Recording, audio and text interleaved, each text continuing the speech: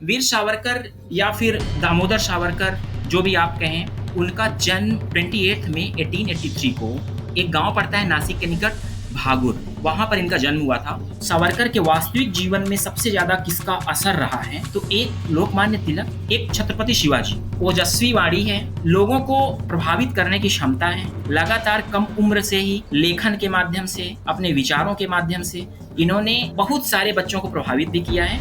सनातन, सनातन का मतलब वो है जो सर्वत्र है, हमेशा है। हिंदुत्व एक नई आइडियोलॉजी है। असिंधु सिंध पर्यंत या च भारत भूमिका पितृभू पुण्य भूमश्चैव सा वै हिंदू वृत्तिस्थिता। मतलब प्रत्येक व्यक्ति जो सिंधु से समुद्र तक फैली, सिंधु से समुद्र तक फैली भारत भूमि को साधिकार, पूरे अधिकार के साथ कि ये मेरी पितृभूमि है, ये मेरी पितृभूमि है और मैं इसका बेटा हूं या मैं इसकी संतति हूं। जो भी इस चीज को मानता है वो हिंदू है। अल्पसंख्यकों को अधिक अधिकार देने, बिल्कुल ये जरूरत भी है, ये जिम्मेदारी भी है, लेकिन कहीं ना कहीं इस रेस में हमारे नीति निर्माताओं ने ना बहुसंख्यकों की ऐसी अवहेलना करी है जैसे उनका धर्म धर्म नहीं है। जब भी उनके रिलीजन की कभी बात आती है तो संविधान की किताब पकड़ाई जाती है। देखिए, सावरकर हो या गांधी हो, दोनों का अंतिम अल्टीमेट गोल जो था, रास्ते अलग अलग थे, मिलते एक जगह थे।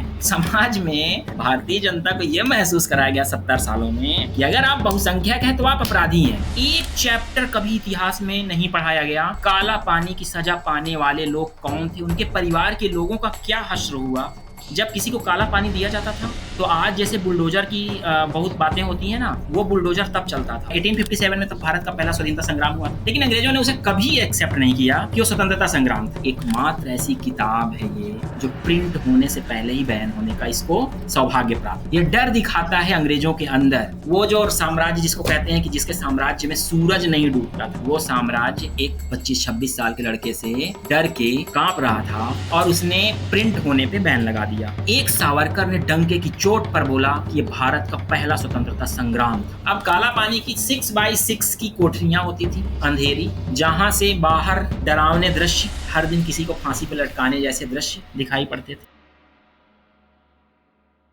सावरकर माने तेज, सावरकर माने त्याग, सावरकर माने तप, सावरकर माने तत्व, सावरकर माने तर्क।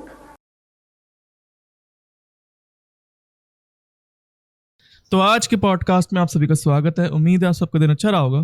तो सबसे पहले मैं कैसे चाहूंगा कि वो हमें अपने बारे में थोड़ा सा बताएं। पहले तो नमस्कार अमित जी, और अपने सारे व्यूवर्स को नमस्कार। माई सेल्फ सरचंद मिश्र, मास्टर्स किया है मॉडर्न हिस्ट्री से इलाहाबाद यूनिवर्सिटी से, एंड अभी प्रेजेंट में सिविल सर्विसेज की प्रिपरेशन भी साथ साथ हो रही है, प्लस साथ में इतिहास के साथ जो जुड़ाव मास्टर्स के साथ लगा वो अभी तक जारी है। नई नई चीज़ों को पढ़ना, नई नई चीज़ों के बारे में डिस्कशन करना, ये शौक रहा है। तो इसी क्रम में आज यहाँ आपके सामने उपस्थित हैं। इससे पहले कि हम इन डेप्थ डिस्कशन करें वीर सावरकर जी के बारे में, मैं चाहता हूं कि आप एक बेसिक बैकग्राउंड प्रोवाइड कर दें कि उनका जन्म कहाँ पे हुआ, उनका नाम विनायक Yes, क्यों पड़ा, और उनकी फैमिली के बारे exactly. में हम क्या जानते हैं। एग्जैक्टली देखिए कंटेम्प्रेरी इंडिया की हिस्ट्री में जब भी हम बात करते हैं कुछ अपने क्रांतिकारियों की, कुछ भारत के ऐसे जाबाजों की जिन्होंने भारत की आज़ादी में सबसे बढ़ चढ़ कर योगदान दिया, तो उसमें कई सारे ऐसे लोग हैं, ऐसे महानुभाव हैं जिनके बारे में बच्चे बच्चे को पता है, बच्चा बच्चा भारत का जानता है, उनकी ख्याति के बारे में, उनके योगदान के बारे में। लेकिन कुछ ऐसी ईंटें हैं जो बड़ी इमारत के बनते समय चुपचाप नींव में दबा दी गई। इमारत का जो खड़ी है वो उसी नींव के ऊपर खड़ी है, लेकिन उन ईंटों का कोई कैलकुलेशन सही तरीके से लोगों के बीच में नहीं है। अगर मैं वीर सावरकर को इसी क्रम में संबोधित करूं या उनके बारे में कुछ कहना चाहूं, तो यही सबसे बेहतरीन लाइनें हो सकती हैं उनके लिए।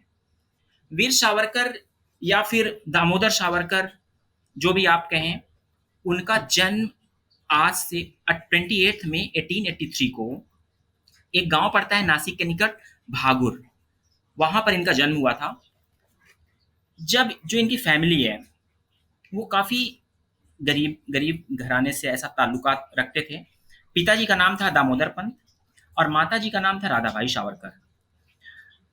वीर सावरकर जब जन्म ले रहे थे वो साल था 1883, और उस समय भारत की स्थिति ऐसी थी कि यहाँ पे अंग्रेजों का शासन था, सभी को पता है। और महाराष्ट्र या फिर देश के विभिन्न जगहों पे महामारियों का दौर बहुत तेजी से फैला हुआ था। तो ऐसे ऐसे क्रम में उनका जन्म होता है वहाँ पर, और उसके बाद उनकी शिक्षा दीक्षा।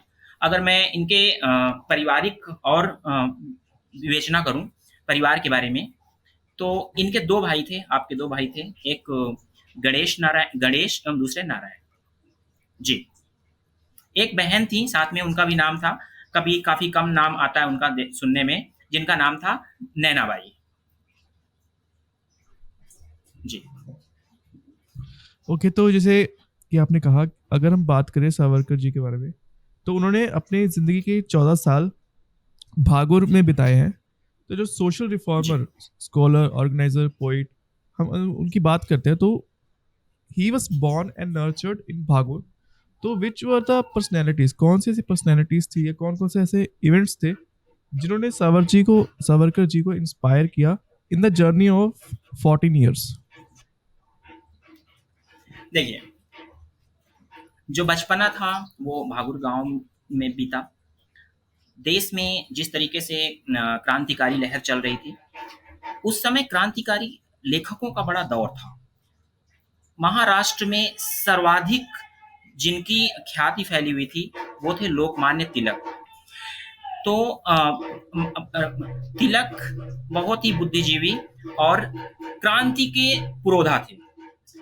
महाराष्ट्र में बच्चा बच्चा तिलक के अखबार जो वहां से केसरी निकलता था, केसरी का अगर हिंदी हम देखें तो उसका होता है शेर या सिंह, ठीक है। और वो कुछ उसी क्रम में उसका नाम ऐसा ही रखा गया था कि वो रोज एक गर्जना के साथ आते थे और इतने क्रांतिकारी विचारों के साथ कि वहां जो महाराष्ट्र में एक अलग जगह थी, उस अलग को आत्मसात करते थे बच्चे, जिनमें से एक वीर दामोदर सावरकर भी थे। दामोदर सावरकर 1883 में पैदा हुए, जैसा कि मैंने बताया आपको। बचपना के बारे में अगर हम देखें तो इनकी माता जी का निधन मात्र 7 वर्ष की अवस्था में हो जाता है। एक बच्चा जो भी छोटा है फिर बड़ा हो रहा है, जिसे इमोशनल टच की जरूरत है, इमोशनल एक अटैचमेंट की जरूरत है, तो माता जी का स्वर्गवास हो जाता है। बचपन से बेहद ही शालीन और बहुत ही ज्यादा साहित्य के प्रति रुझान रखने वाले और बहुत ही ज्यादा अच्छे बच्चे थे। मतलब शिक्षा शैक्षणिक स्तर पे ये हमेशा प्रथम भी आते थे अपनी क्लास में, और सबसे अच्छी बात ये थी कि ऊर्जावान थे, वक्ता थे, बच्चों को अपने साथ घोलने मिलने की इनकी काबिलियत थी इनके अंदर जी।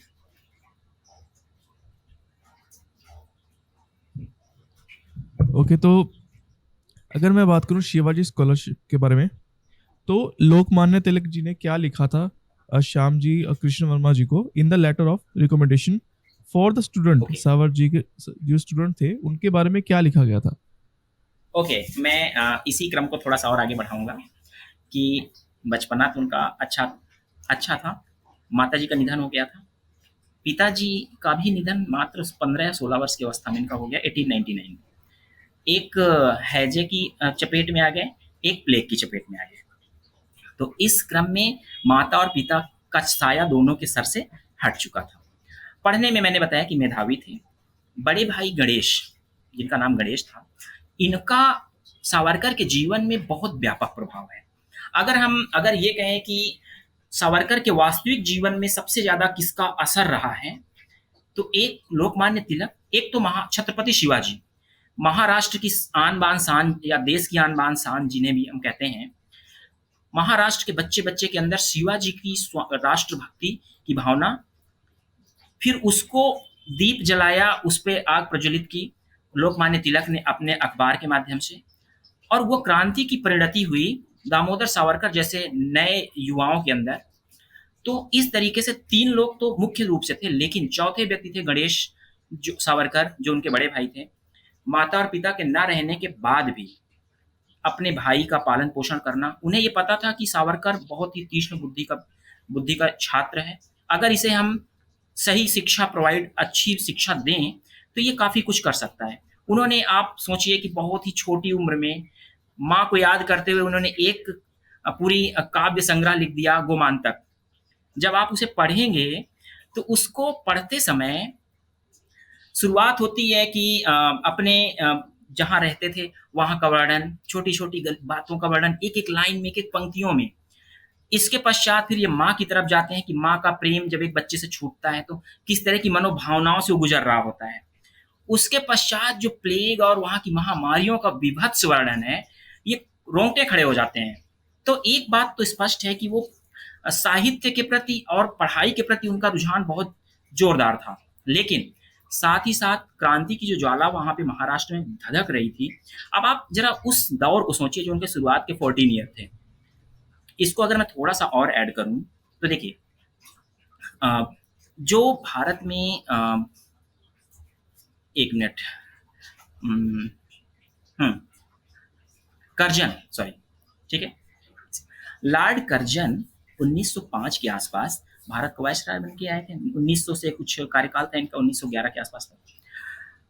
उन्होंने एक प्लान बनाया बंगाल विभाजन का। तो बंगाल के विभाजन के लिए जो ये पूरे देश में एक अलग सी जगी कि नहीं, बंगाल का विभाजन नहीं होना चाहिए। हिंदू मुस्लिम का एक तरीके से ये विभाजन था। हिंदू मुस्लिम से भी आगे हम चले जाएं तो ये देश के क्रांतिकारियों का विभाजन था। तो इन सब बातों का प्रभाव दामोदर सावरकर के अंदर बहुत तेजी से बैठा जा रहा था कि ऐसी जो विभाजनकारी चीजें हैं जो देश को तोड़ने की बात कर रही हैं, इनके खिलाफ हमें आवाज उठानी होगी। उसी 14 साल की अवस्था में ही इन्होंने अपने मित्र मंडली को इकट्ठा किया और वहां पर इन्होंने एक संगठन छोटा सा बनाया जिसका नाम था मित्र मेला। इस मित्र मेला की जो खासियत थी वो ये थी कि विभिन्न सूचनाओं को अलग अलग क्रांतिकारियों के पास संप्रेषित करना और नए नए बच्चों के अंदर क्रांति की ज्वाला को धधकते हुए देखना। तो ये इसका एक उद्देश्य था। इसी क्रम में कहीं ना कहीं केसरी के संपादक जो तिलक जी थे उनके संपर्क में आते हैं। बाहर जाने की इच्छा थी। इनकी पढ़ाई की बात अगर हम करें तो 1901 में इन्होंने मैट्रिक की परीक्षा पास की थी शिवाजी कॉलेज से, शिवाजी हाई स्कूल नासिक में ही है, वहाँ से इन्होंने हाई स्कूल पास किया। और उसके बाद फिर आगे की परीक्षा पढ़ाई के लिए ये विदेश की तरफ भी जाना चाह रहे थे, लेकिन उसके पहले वहाँ पे फर्ग्यूसन कॉलेज था महाराष्ट्र में ही, वहाँ पर इन्होंने बीए की पढ़ाई शुरू करी। और उसके बाद फिर आगे की पढ़ाई जो एडवोकेसी की पढ़ाई होती है या फिर आप कह लें कि बैरिस्ट्री की पढ़ाई होती है, इसके लिए ये बाहर जाना चाहते थे। अब यहाँ पर एक जो लंदन में इंडिया हाउस के संस्थापक, तो लंदन में श्याम जी कृष्ण वर्मा जो कि एक ग्रेट स्कॉलर थे, इन्होंने देश के भीतर बहुत सारी सरकारों को सेवाएं अपनी दी, लेकिन बाद में इन्हें इस बात का रियलाइजेशन होता है कि ये सरकारें काम तो कर रही हैं यहाँ पर, लेकिन भारत को लूटने का काम ही कर रही हैं। जब ये प्लेग और जो ये महामारियों का जो दौर था, इस दौर में विभत्सता इसकी जरा आप सोचिए अमित जी कि अगर किसी मोहल्ले में किसी एक क्षेत्र में अगर ऐसी कोई महामारी फैल जाती है तो वहाँ सैनिटेशन नहीं होता था, वहाँ घरों को सीधे जला दिया जाता था। अगर वहाँ एक परिवार में 1 या 2 लोग प्रभावित हैं उस मर्ज से तो तीसरे और चौथे को भी मार दिया जाता था। तो ये जो चीजें इनके मन में चल रही थी, घृणा का भाव वहाँ के युवाओं के अंदर। तो इस क्रम में ये हुआ कि अब हमें यहाँ से बाहर निकल के लंदन की तरफ इन्हीं के घर में जाना है और वहां से अलग जगानी है इस विरोध की। श्याम जी कृष्ण वर्मा लंदन में इंडिया हाउस की स्थापना कर चुके थे।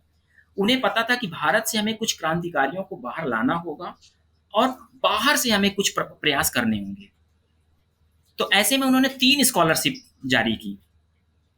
3 स्कॉलरशिप में एक स्कॉलरशिप शिवाजी के नाम पर थी, एक स्कॉलरशिप महाराणा प्रताप के नाम पर थी और एक स्कॉलरशिप अकबर के नाम पर थी। उनका मेन मकसद था कि मतलब धार्मिकता में कोई विभेद ना हो, क्योंकि जो क्रांतिकारी है चाहे वो हिंदू हो या मुसलमान हो, वो दोनों देश का है। तो उन्होंने सबको इक्वल अपॉर्चुनिटी देने के लिए 3 उन्होंने निकाली। और उसके बाद तिलक के पास, लोकमान्य तिलक के पास सावरकर जाते हैं। इस बारे में वो अपनी इच्छा प्रकट करते हैं। उनके बड़े भाई जो गणेश हैं वो लेकर जाते हैं कि हम विदेश जाना चाहते हैं चूंकि ये पढ़ने में बहुत प्रखर बुद्धि के धनी थे और इनकी इस क्षमता से लोकमान्य तिलक भी प्रभावित थे। तो बड़े भाई गणेश बहुत क्रांतिकारी इंसान थे। तो उनकी बातों के बाद लोकमान्य तिलक ने एक पत्र लिखा और उस पत्र में उन्होंने सबसे ज़्यादा तारीफ की सावरकर की, जिसमें उन्होंने मित्र मेला संगठन के बारे में उन्होंने तारीफ करते हुए लिखा कि ओजस्वी वाणी है, लोगों को प्रभावित करने की क्षमता है, लगातार कम उम्र से ही लेखन के माध्यम से, अपने विचारों के माध्यम से इन्होंने बहुत सारे बच्चों को प्रभावित भी किया है और देश की आज़ादी के लिए इन्होंने अलग जगाने का प्रयास किया है।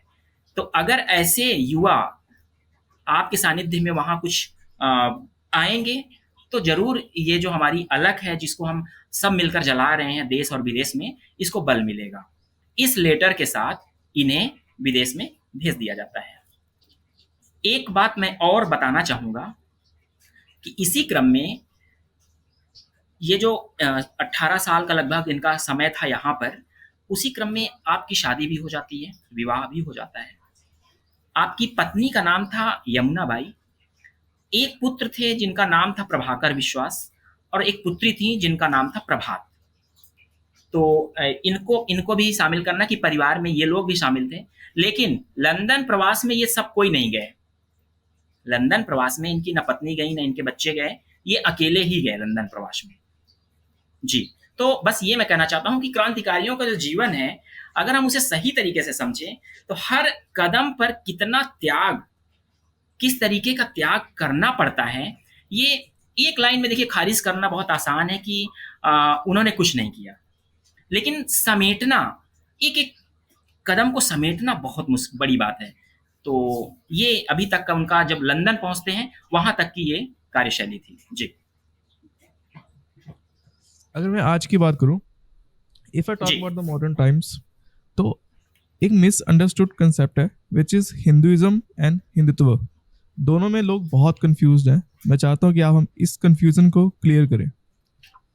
जी हाँ, देखिए, हिंदुइज्म और हिंदुत्व वास्तव में ये ऐसी चर्चा का छोर है जिसका शुरू भी आप नहीं कर सकते, अंत भी आप नहीं कर सकते।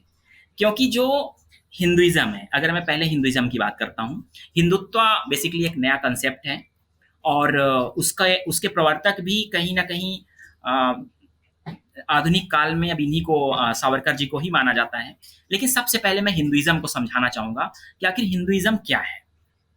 देखिए, आप विभिन्न धर्मों को देखते हैं, दुनिया में जितने भी बड़े धर्म हैं, चाहे क्रिश्चियनिटी को ले लीजिए, चाहे इस्लाम को ले लीजिए आप, या बौद्ध, जैन, कुछ भी आप जो भी धर्म लेना चाहें, इन सभी धर्मों का ना एक प्रवर्तक था जिसने इन धर्मों की नींव रखी। लेकिन जो हिंदुइज्म है, हिंदुइज्म का हिंदी मीनिंग है सनातन धर्म। सनातन का मतलब वो है जो सर्वत्र है, हमेशा है, हर जगह व्याप्त है, सनातन है। मतलब इसका कोई आपको प्रवर्तक नहीं मिलेगा कि किसने इसकी स्थापना की हिंदुइज्म की, ये नहीं मिलेगा। यहाँ ये कहा गया कि जो ये भूमि है जिसके पैरों को सागर हर दिन स्नान कराता है, धोता है, और जिसके मस्तिष्क में हिमालय, हिमराज वो अपना मुकुट सजाते हैं, जो ये धारा है, इस धारा को हिंदुस्तान कहा जाएगा या हिंदुओं की भूमि कहा जाएगा, जिसका पूरा नाम आर्यावर्त, पहले का कुछ आर्यावर्त भी बोलते हैं, कुछ अलग अलग जम्बू द्वीप भी बोलते हैं। तो इस तरीके से अलग अलग है। तो एक तरीके से हिंदू, इस लोकेशन में रहने वाला प्रत्येक व्यक्ति हिंदू कहलाया। दरअसल ये नाम भी विदेशियों ने ही दिया, ऐसा कहा जाता है इतिहास की किताबों में, ठीक है, क्योंकि यहाँ पे बहने वाली जो नदी सिंधु थी, उसके नाम के आधार पर हिंदू हिंदू कहा गया। लेकिन जो ये धर्म है, हिंदुइज्म जिसे कहते हैं, वास्तव में ये सनातन धर्म है और इसके जो प्रवर्तक हैं वो प्रवर्तक ईश्वर ही है। इसका प्रवर्तक, ऐसा माना जाता है कि ये जीवन के साथ आया है, जीवन के साथ समाप्त हो जाएगा। तो हिंदुइज्म को सुप्रीम कोर्ट ने भी कोट करते हुए कहा है कि हिंदुइज्म कोई धर्म में इसे परिभाषित आप नहीं कर सकते, ये एक जीवन शैली है, मनुष्य के जीने की जो शैली है वही हिंदुइज्म है। देखिए, हिंदुइज्म एक ऐसा विस्तृत धर्म है, आप अगर इसे देखें, इसमें मंदिर जाने वाला भी हिंदू है, मंदिर ना जाने वाला भी हिंदू है। उन संस्कारों, उन मान्यताओं, उन परंपराओं का पालन करने वाला ही सनातन धर्म का पालन करने वाला है, जो इन बनी बनाई परंपराओं को सैकड़ों सालों से, हजारों सालों से मानता चला आ रहा है। इसमें हिंदुइज्म में अगर हम थोड़ा सा और क्लासिफाई करते हैं, वैदिक पीरियड, लेटर वैदिक पीरियड और वैदिक वैदिक जो पीरियड रहा है, इस समय थोड़ा सा क्लासिफिकेशन हुआ हमारे हिंदुइज्म में। और इसमें कास्टिसिज्म, जो कास्ट था, ब्राह्मण, क्षत्रिय, वैश्य, शूद्र, वर्ण व्यवस्था। दरअसल होता है क्या कि जब भी कोई भी, अगर हम कहते हैं कोई भी व्यवस्था शुरू होती है, तो उसमें धीरे धीरे करके सक्सेसिव चेंजेस आते हैं। तो जब किताबों का लिखा जाना, जब वैदिक परंपरा यहाँ पे शुरू हुई, तो उस समय क्लासिफिकेशन किया गया किस आधार पे? काम के आधार पे। फिर वो सब डिवीजन होते गया, और जिस तरह से हर जगह कुछ ना कुछ बुराइयां हैं हर धर्म में, समय के साथ कोई भी सिस्टम होता है तो उसमें आती है। तो ये हिंदुइज्म था। तो हिंदुइज्म का ये तात्पर्य है जो कि सनातन है। हिंदुइज्म में वो है जो वर्ण व्यवस्था में बंधा हुआ है। हिंदुइज्म वो है जो उन मान्यताओं को, उन उन सभी संस्कारों को मानता है। 16 संस्कार की मान्यता है हिंदुइज्म में। इन चीज़ों को जो मानता है वो सब हिंदू है। हिंदू में गाय को पवित्र माना गया है, गाय को वध करने योग्य नहीं माना गया है, इसको अघन्या का नाम दिया गया है। ये हमारे वेदों में लिखित है। रही बात अगर हम कहें कि हिंदुत्व की, तो हिंदुत्व एक नई आइडियोलॉजी है। और जैसे कहते हैं ना, आप देखेंगे कि हर एक धर्म में एक समय के बाद कुछ सुधारों के साथ अपना नया वर्जन लॉन्च करता है। इसी तरह से हिंदुत्व परिस्थितियों और समय के साथ इसने खुद को थोड़ा सा अपना कलेवर चेंज किया, और ये एक नए रूप में आता है हिंदुत्व। अब इसके प्रवर्तक अगर हम कहें तो देखिए, सबसे पहले तो सावरकर ने एक किताब लिखते हैं वो 1909 में, कि भारत का प्रथम स्वतंत्रता संग्राम, भारत की आज़ादी की पहली लड़ाई। जब अंग्रेजों ने ये बोला कि नहीं, ये तो सैनिक विद्रोह है, तो उन्होंने एक किताब लिखी। साथ ही उनके दिमाग में ये भी बात आती है कि आखिर हिंदू और हिंदुत्व ये क्या है, क्योंकि साहित्यकार थे, पढ़ने में बहुत ही जबरदस्त थे, किताबों का अध्ययन बहुत ज़्यादा करते थे। तो इन्होंने हिंदुत्व की थ्योरी को भी खोजने की कोशिश की। तो इनका सिर्फ एक लाइन में आप समझ सकते हैं कि हिंदुत्व की इनकी थ्योरी क्या थी।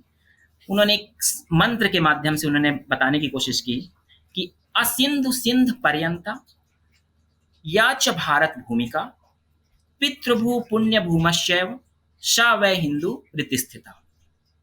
मतलब प्रत्येक व्यक्ति जो सिंधु से समुद्र तक फैली, सिंधु से समुद्र तक फैली भारत भूमि को साधिकार, पूरे अधिकार के साथ कि ये मेरी पितृभूमि है, ये मेरी पितृभूमि है और मैं इसका बेटा हूं या मैं इसकी संतति हूं। जो भी इस चीज को मानता है वो हिंदू है। सावरकर ने ना किसी जाति की बात की, ना किसी पंथ की बात की, ना किसी छोटे बड़े की बात की। सिर्फ उन्होंने सीधे से एक बात कह दी कि जो भी सिंध से लेकर, जो ये सिंध है, सिंध प्रांत से लेकर सिंधु मतलब जो सागर तल तक, जो भी इस बीच में है, और पूरे अधिकार के साथ ये बात कहता है कि ये मेरी पितृभूमि है, मैं इसकी संतति हूं, ये मेरी मातृभूमि है, वही हिंदू है।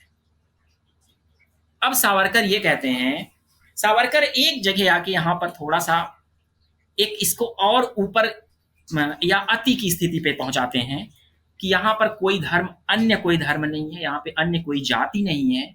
उन्होंने जिस तरह धर्म का विरोध किया उसी तरह जाति का भी विरोध किया।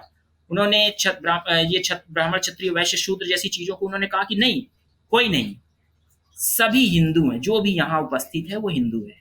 आप मंदिर जाते हैं नहीं जाते हैं इसका फर्क नहीं पड़ता है, आप हर दिन पूजा करते हैं या नहीं करते नहीं फर्क पड़ता है, लेकिन अगर आप उस परंपरा में इस भूमि को अपनी मातृभूमि कहते हैं, अपनी पितृभूमि कहते हैं, अगर यहाँ पर आप उन संस्कारों, उन रिवाजों को मानते हैं जो हिंदू हिंदू होने का प्रतीक है, तो आप सब हिंदू हैं, ना कोई मुस्लिम है, ना कोई सिख है, ना कोई ईसाई है, जो भी है वो सारे के सारे हिंदू हैं।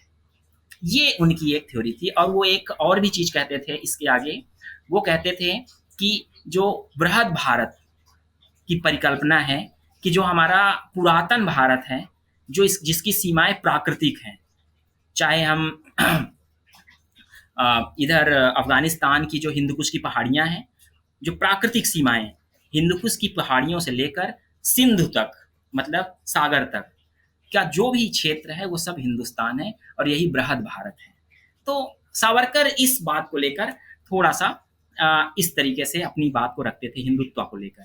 और देखिए इसमें कहीं ना कहीं समय के साथ आप सभी को देखेंगे ना, तो अलग अलग लोग, अब शंकराचार्य को ले लीजिए, हिंदुइज्म की बात जब करते हैं तो शंकराचार्य को आप हटा नहीं सकते। उन्होंने 4 मठों की स्थापना कर दी, 4 मठों की स्थापना की, हिंदुइज्म को प्रमोट करने के लिए एक व्यवस्था बनाई। वो प्रवर्तक नहीं थे, वो एक व्यवस्थाकार थे। उन्होंने व्यवस्था बनाई कि अगर आप हिंदुइज्म को फॉलो करते हैं, आप हिंदू हैं आप, तो आप इन 4 मठों पे जाइए। और चारों मठों की लोकेशन देखिए, चारों भारत के चारों क्षेत्र पे हैं, चारों दिशाओं में है। इससे एक तरह से आप भारत का भ्रमण भी करेंगे, रामेश्वरम, पुरी, द्वारिकापुरी, इधर ऊपर जगन्नाथ, वो ऊपर जो उत्तराखंड चले जाइए, तो इन चारों को मिलाकर तो भारत का भ्रमण भी करिए। तो कहीं ना कहीं एक साइंटिफिक वे में उन्होंने इस चीज को बांधा, तो दोनों के ही विचार एक जगह आके एक सूत्र में बंध जाते हैं, और वो है कि जो भी इस बीच में है, जो भी इस समय चक्र के बीच में है, जो भी इस भूमि के टुकड़ों के बीच में है, वो सारा का सारा इंसान क्या है, हिंदू है। कुछ ऐसी बात। जी। अगर मैं अभी आपको पता होगा जिस वक्त हम इस पॉडकास्ट को रिकॉर्ड कर रहे हैं, अभी इलेक्शन का टाइम चल रहा है, तो अगर मैं आरएसएस की बात करूँ या बीजेपी की बात करूँ, उनके कॉन्स्टिट्यूशन में भी ये कहीं ना कहीं इस आइडियोलॉजी को फॉलो किया जाता है, हिंदुत्व की, और कहीं ना कहीं वो वीर सावरकर की फिलॉसफी को फॉलो करते हैं। तो this is I think just out of context question कि ये जो फिलॉसफी है ये किस तरीके से किसी भी देश की ग्रोथ में हेल्प कर सकती है? जी देखिए आप एक बात जान लीजिए अमित जी, संविधान बना देश का, इसने सभी लोगों को, देश के सभी नागरिकों को समान कर दिया।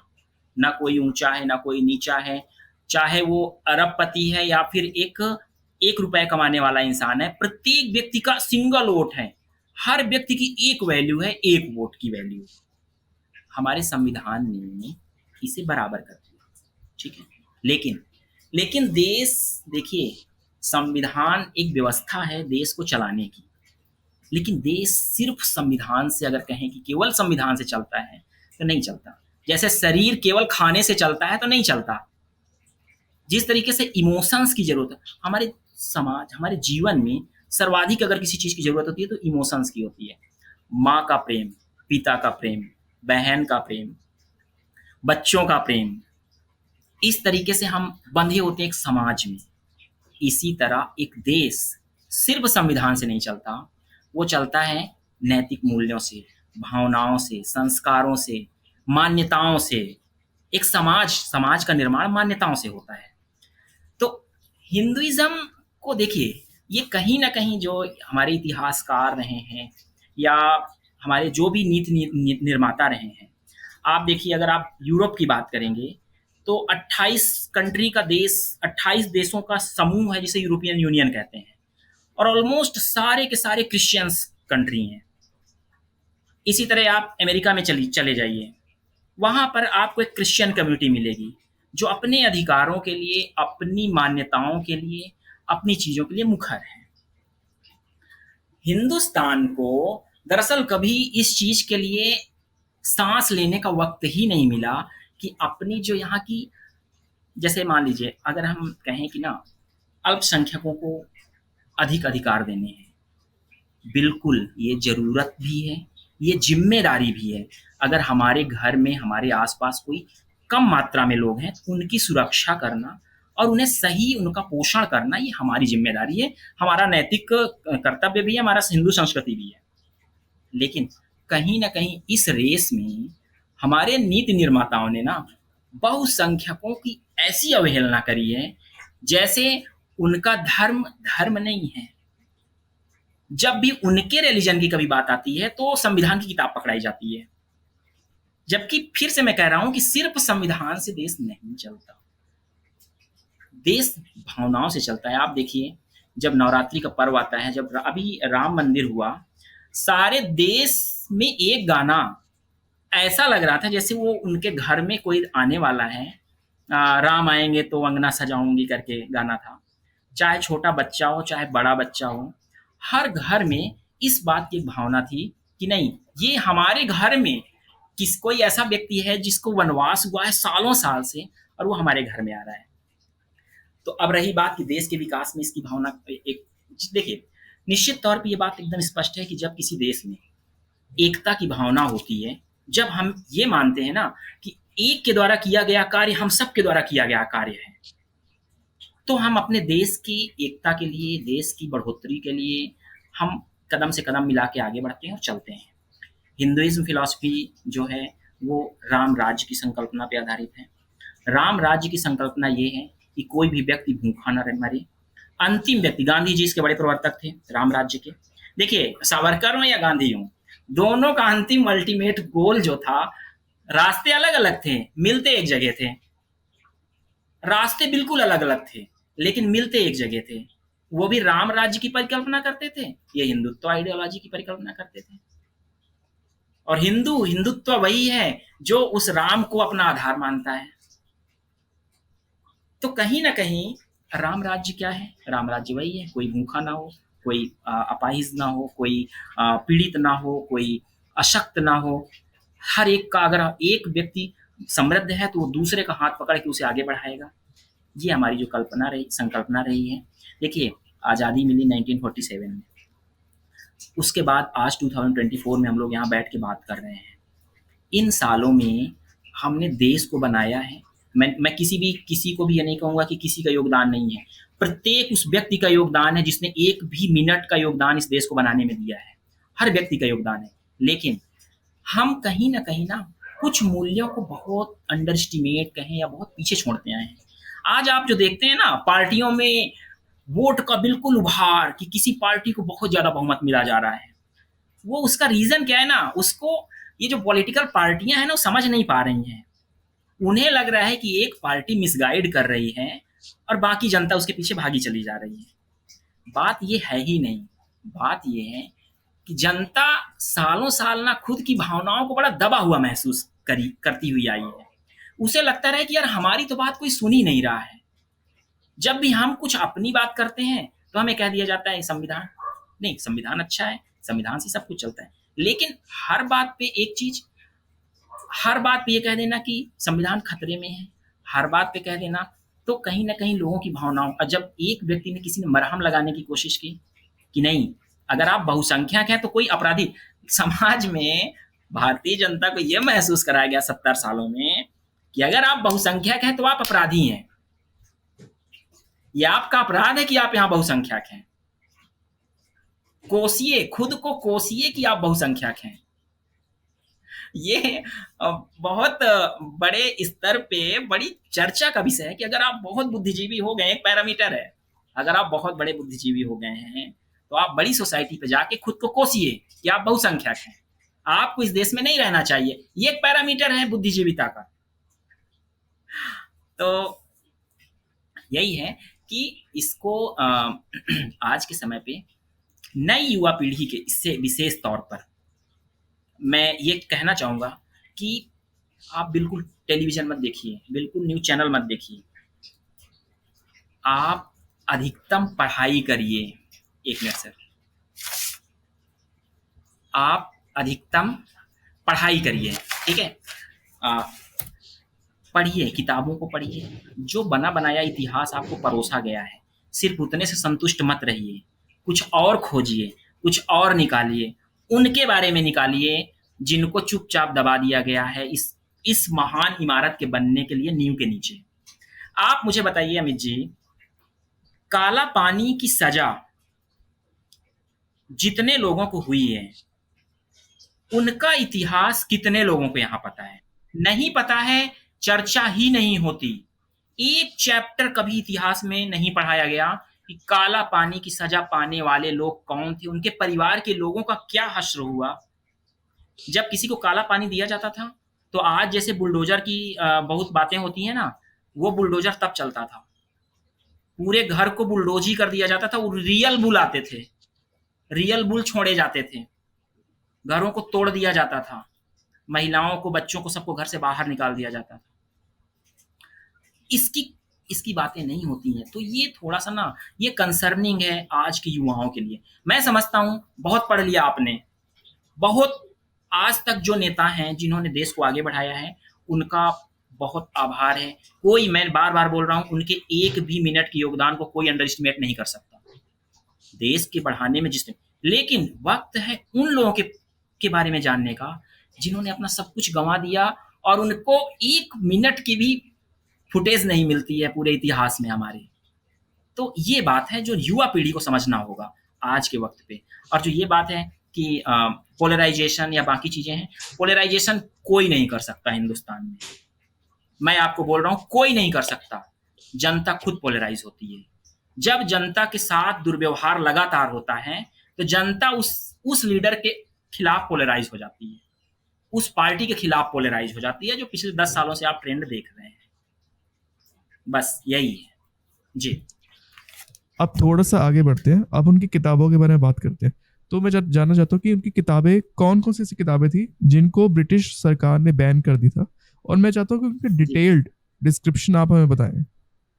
ओके, देखिए मैं बताना चाहूंगा कि 1905 में जब इंडिया हाउस पहुंचते हैं, तो विनायक दामोदर सावरकर, मैंने बताया ना कि 2-3 बातें अगर आपके अंदर हैं, अगर आप साहित्य के प्रति लगाव रखते हैं और अगर आपको लिखना आता है, तो आप बम फेंकने वाले से ज़्यादा बड़े खतरनाक हो सकते हैं।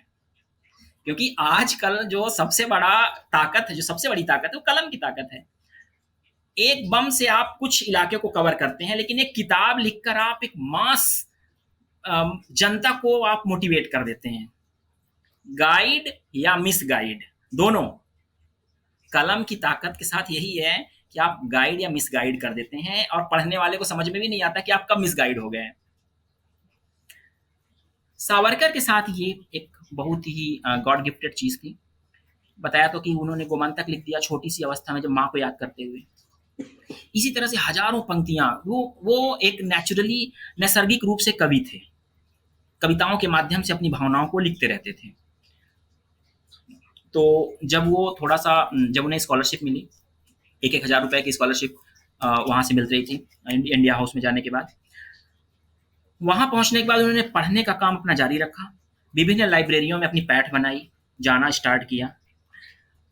1907 के आसपास होता क्या है कि 1957 में तो हम 1857 में तो भारत का पहला स्वतंत्रता संग्राम हुआ था, लेकिन अंग्रेजों ने उसे कभी एक्सेप्ट नहीं किया कि वो स्वतंत्रता संग्राम था।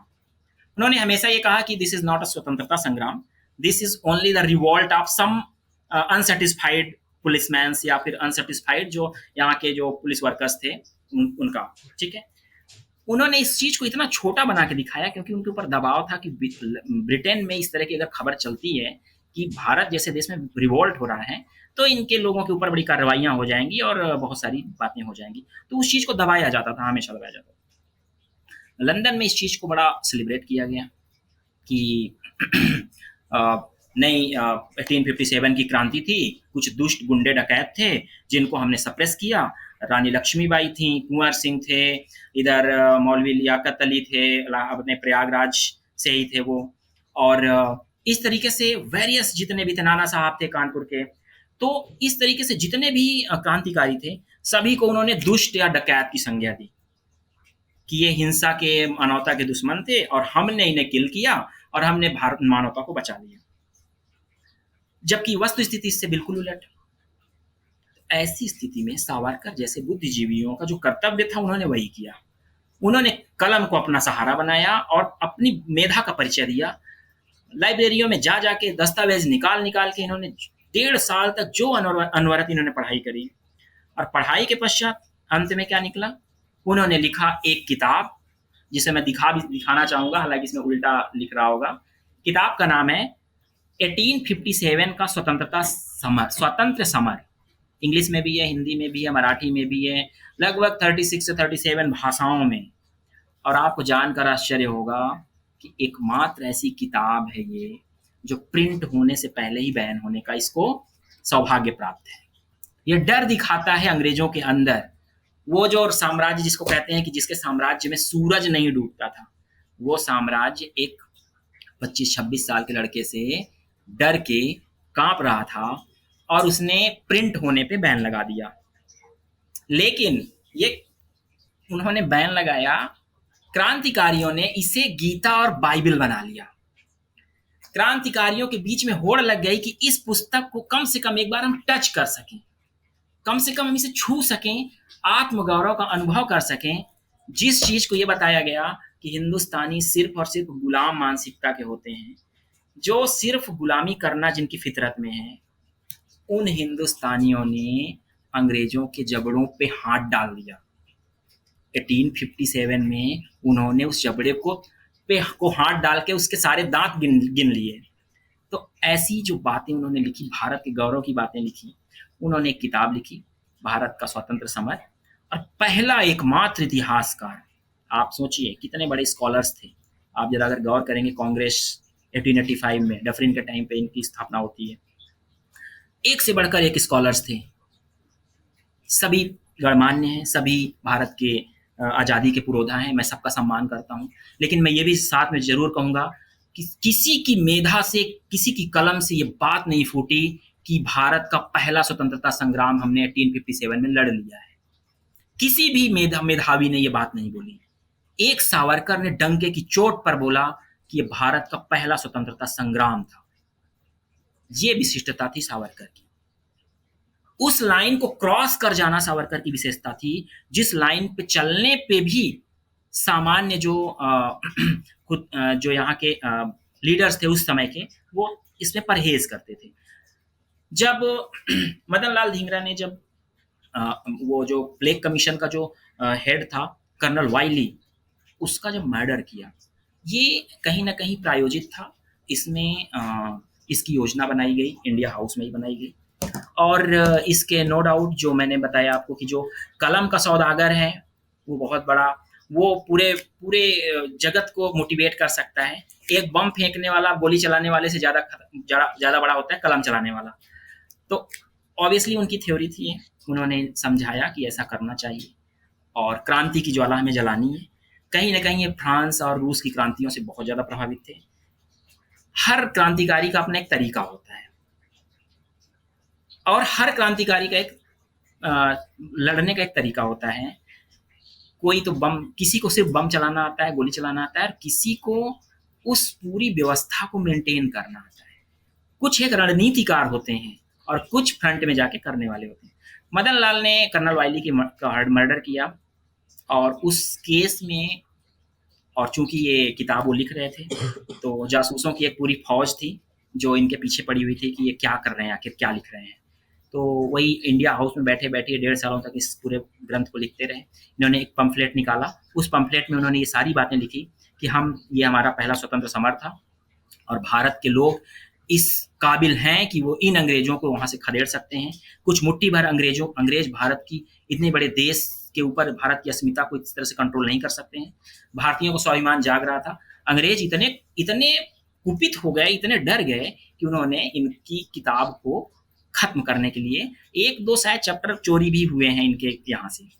ठीक है, अंततः कुल मिलाकर इतना ही हुआ कि बुक को फिर बाहर विदेश में जाकर पहले फ्रांस से प्रिंट कराने की कोशिश हुई, फ्रांस में प्रिंट नहीं हुई, फिर जर्मनी से प्रिंट हुई अंत में, और लगभग आप मान चलिए 36 से 37 कंट्रीज में ये सर्कुलेट होती रही, विभिन्न भाषाओं में सर्कुलेट होती रही।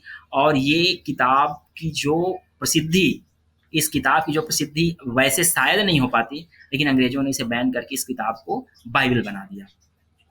जी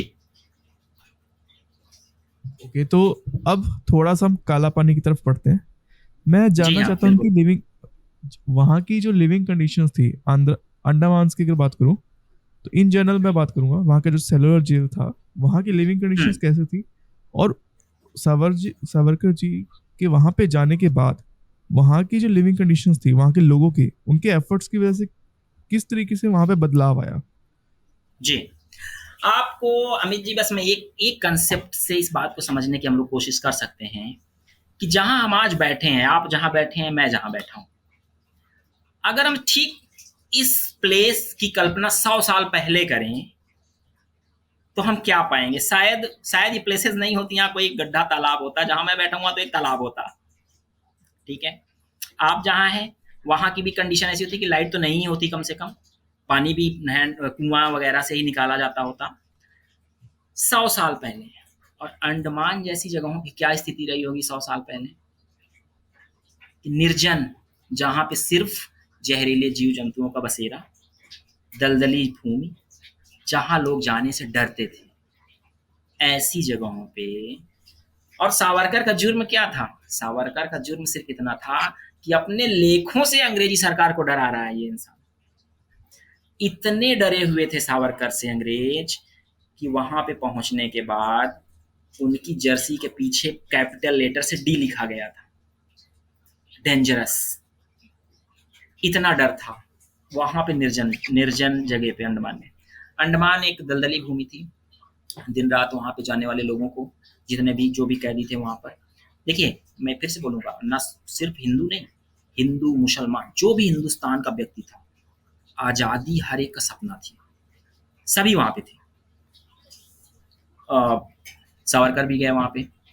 सबका एक कॉमन वर्क था, एक कॉमन वर्क था कि आपको दलदली भूमि को ठीक करना है, मिट्टी खोदने का काम। इतना शारीरिक श्रम लिया जाता था उनसे कि उनके पास सांस लेने का फुर्सत ना रहे, कि वो कहीं ऐसी शक्ति इनके पास इकट्ठी ना होने पाए शरीर में कि ये कुछ और सोच सके। खाना बहुत थोड़ा सा, काम दिन भर। काला पानी जाने वाले बहुत कम ही लोग वापस लौटते थे। ठीक है, क्योंकि वहां पे जीवन शैलियों में इस तरह से मार देने का प्रचलन था। सावरकर को 2 बार कारावास, मतलब आजीवन कारावास, 25 साल और प्लस 25 साल। आज के टाइम पे अगर एक समय पे किसी को 2 सजाएं होती हैं तो 7 साल चलती हैं, 25 साल में वो पूरी हो जाती हैं। लेकिन वहां पे जो 25 साल और 25 साल की जो आजीवन कारावास हुआ, वो दोनों उनके समस्त जीवन पर्यंत था 50 साल के लिए, सीधे सीधे। अभी एक चीज हम थोड़ा सा और छोड़ रहे हैं, अभी हम काला पानी पे आ ही रहे हैं। इनके बड़े भाई गणेश, जिनसे ये प्रभावित रहे हैं, जिन्होंने अपना सर्वस्व इनके लिए न्यौछावर किया, उन्होंने केवल इनके लिए सर्वस्व नहीं न्यौछावर किया, इस देश के लिए भी उन्होंने सब कुछ न्यौछावर कर दिया। गणेश भारत में रहकर क्रांतिकारी गतिविधियों को अंजाम दे रहे थे, सावरकर विदेश में जाकर क्रांतिकारी गतिविधियों को अंजाम दे रहे थे। सावरकर से लिंक स्थापित होने के बाद, सावरकर के बारे में एजेंसियों को पता चलने के बाद, गणेश जी के घर पे छापेमारी करते हैं, महिलाओं को बाहर निकाल दिया जाता है, घर में तालाबंदी हो जाती है, और गणेश जी को भी उसी काला पानी की सजा में भेज दिया जाता है। अब काला पानी की 6x6 की कोठरियां होती थी, अंधेरी, जहां से बाहर डरावने दृश्य, हर दिन किसी को फांसी पर लटकाने जैसे दृश्य दिखाई पड़ते थे। दलदली भूमि को समतल करने का दिन रात मिट्टी से सटे हुए कठोर शारीरिक श्रम दिए जाते थे। ऐसा कहा जाता था कि वहां पर नारियल होता है वहां पे, नारियल को पीस कर उसका जो ऑयल निकालने का जो प्रोसेस है, वहां कोई बैल तो था नहीं, कोई बुल्स या फिर कोई ऐसा जानवर, तो ऐसे एनिमल्स थे नहीं कि जिनकी हेल्प से कुछ काम। तो इन्हीं कैदियों को वहां पे उस तरह बुल की तरह जोता जाता था उस पे, और उससे उनको तेल निकालने का काम दिया जाता था। हर एक का वो काम करने का एक लिमिट होता, मतलब आपको इतने लीटर आपको हर दिन निकालने ही है। अब आप सोचिए खाना कैसा, खाना ऐसा जैसे कि जानवर जिसको खा भी नहीं खाते हों वैसा खाना, और फिर काम करने के बाद उसी कोठरी में ठूंस देना।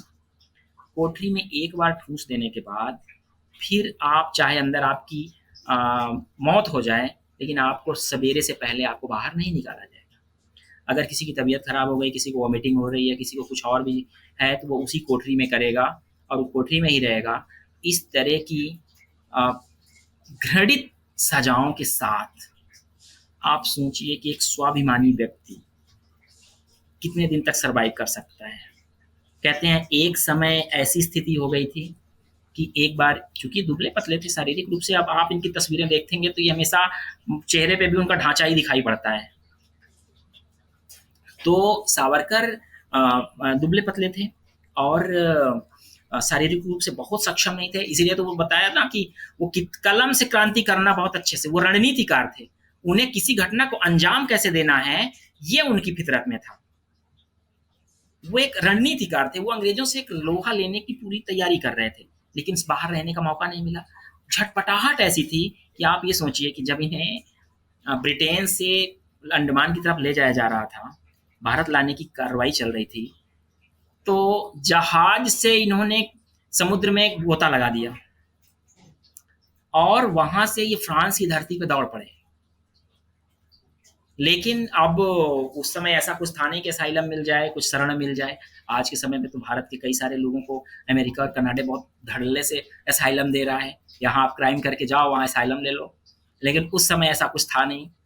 तो ऐसे में वहाँ उन्हें फिर से पकड़ा गया और वापस से और यातनाओं के साथ डाला गया।